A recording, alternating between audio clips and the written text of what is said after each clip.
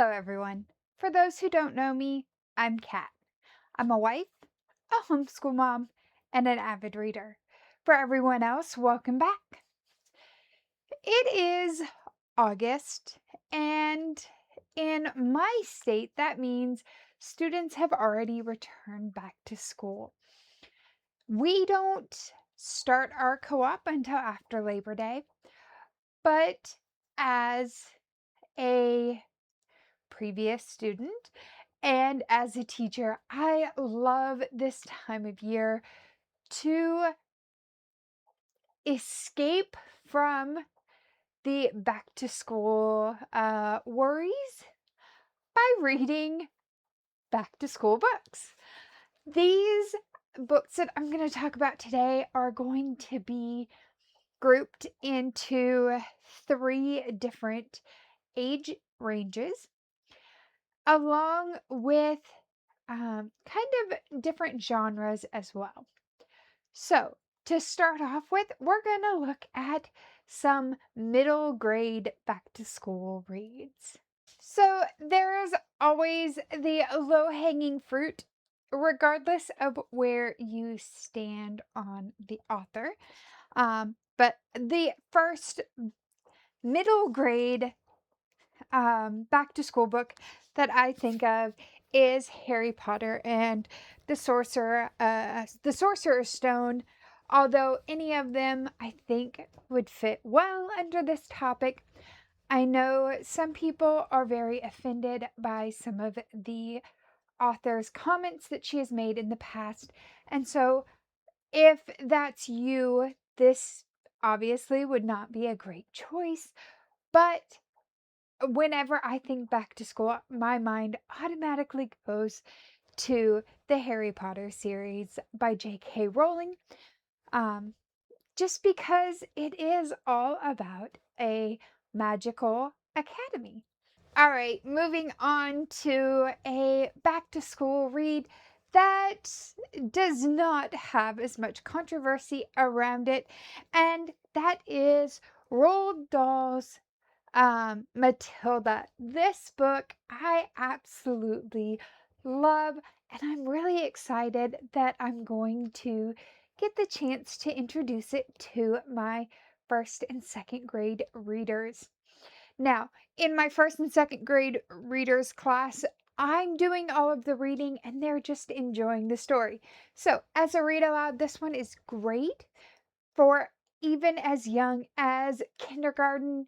But for on your own reading, this is probably more the middle grade range, the 8 to 12-year-olds. In this one, we have Matilda, who is 6 years old, and she is off on her first school adventure. That's part of the reason why I think this is such a great read aloud for kindergarten, first, and second graders, because Matilda is experiencing many of the same things that they are. But sometimes our reading abilities aren't quite up there. So, as I said, for independent readers, this leans more a little older. But in this, we have magic, we have a love of books, we have a love of reading, and we have the interest and curiosity to learn more. And I think that makes it a great back to school read, especially for younger readers getting into it. And it's such a nostalgic read for many of us older readers.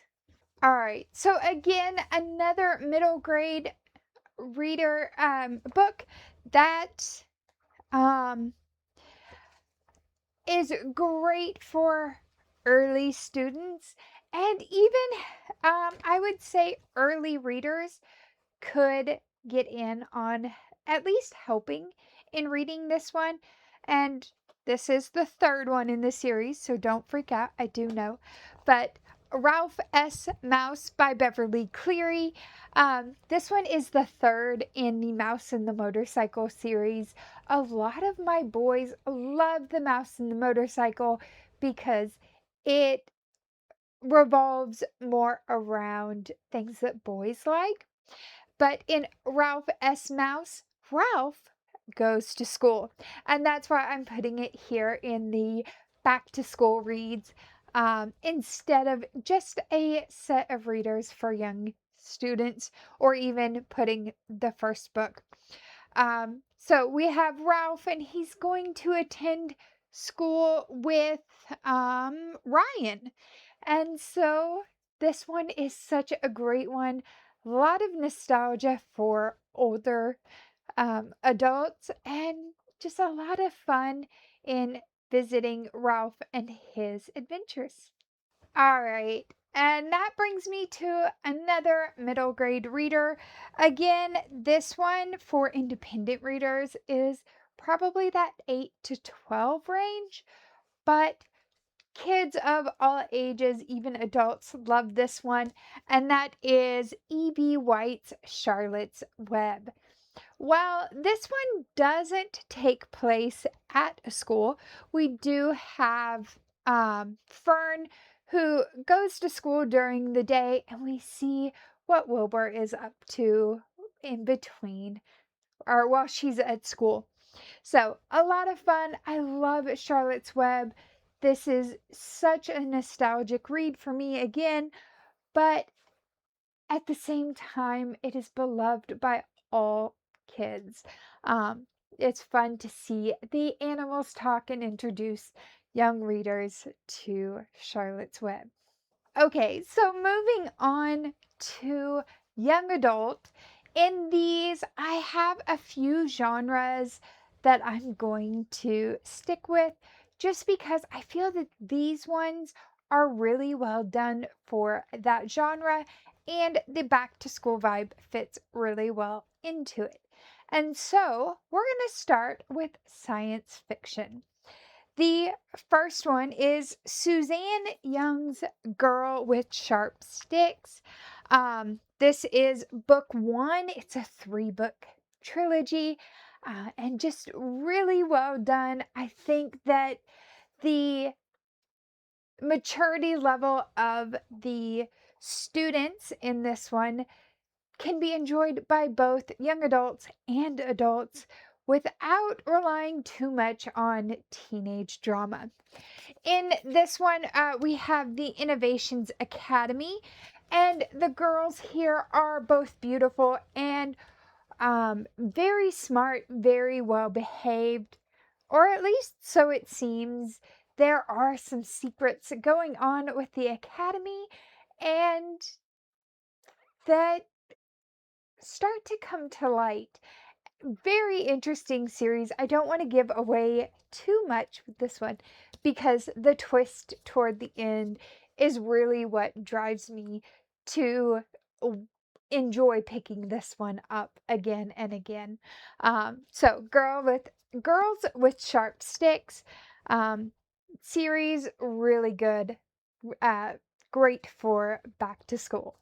I'm actually going to talk about these next two at the same time because there is a lot of overlap in them, although the authors and the way that they deal with the material are somewhat different. My favorite of the two is Skyward by Brandon Sanderson, and then there is Aurora Rising by Amy Kaufman and Jay Kristoff. In both of these, we have a intergalactic academy, um, or a piloting academy for both on land and outer space. In Skyward, we're following a squadron who are learning how to fly and keep aliens off of their planet until they find out some more information, and it leads them to other places, which we find out in the rest of the Skyward series. And in Aurora Rising, we have a squadron who comes across a girl named Aurora who has been in a cryogenic sleep for years upon a ship that everyone thought was lost. She's the only survivor of this and takes the squadron in different places to show them what life is really like, um, that they aren't seeing based on what the government is sharing with them. So, both space series. This one's a trilogy. This one is 4 books with a new series attached to this one coming out following different characters now. So I really enjoyed both of these. I got a lot of the same vibes between them and had a wonderful time with both. All right, so up next I have Young Adult Mystery, and this first one, Truly Devious by Maureen Johnson, has a academy called Ellington Academy, in which the founder years previous had his wife and daughter kidnapped, along with a note left behind listing out ways of how their murder could happen. And it's signed Truly Devious. Well, Stevie Bell, many years later, decides to come to the school in efforts to solve this mystery. I really enjoyed this one. There was so much going on, leaving you trying to pick up all of the pieces. Had a great time with this. It is a series. I believe that there are only 4 books in this series, but a 5th one might have come out since I finished. And I just have to look it up and see. All right, so a quick correction. There are 6 in the Truly Devious series. 2 more have come out since I last read The Box in the Woods. So I guess I have some catch up to do, but it'll be a great way to start the back to school time for me of catching up in this series. All right, so the next mystery I have for YA is A Study in Charlotte. In this one, we are following Charlotte Holmes, the granddaughter of the famous detective. And it's really the great, great, great granddaughter of the famous detective Sherlock Holmes. And she has inherited his genius and volatile temperament. In this one, Charlotte meets Jamie Watson, and the two of them have a bit of a rocky start, but come together when a student dies of suspicious means, and they work together to try to solve this crime. This one is a 4-book series, so there are 3 more after this.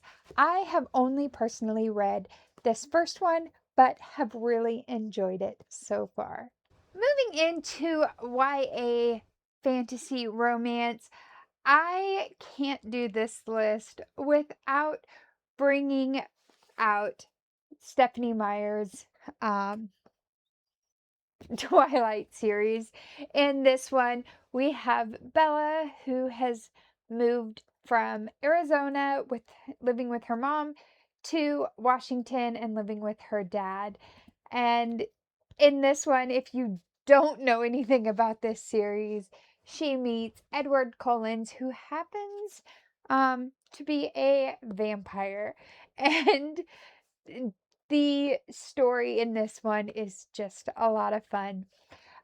This one is a 4-book series for the main series, but if you you can also read Midnight Sun, which is the same events as in Twilight, but told from Edward's point of view instead of Bella's.